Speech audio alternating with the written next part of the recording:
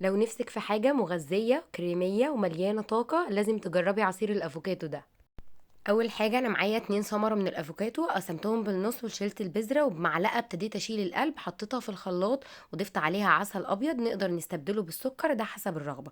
طبعا التحلية هنا على حسب ذوقك، بتحبي التحلية الخاصة بالعصاير تكون واصلة لحد ايه، ممكن ازيد او اقل. هضيف عليهم بقى اللبن البارد بالشكل ده، كوباية شيك زيناها بشوية عسل بشكل بسيط عشان يبقى شكل وطعم يجنن.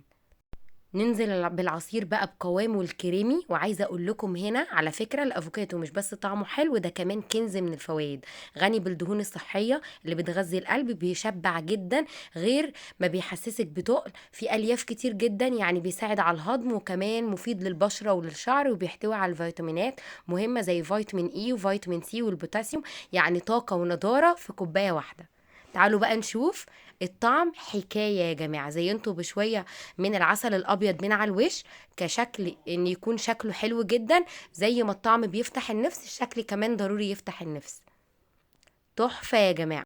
وبكده يكون خلص فيديو النهاردة، ولو عجبكم الفيديو لايك وشير عشان الكل يستفيد وكل اصحابكم يجربوه.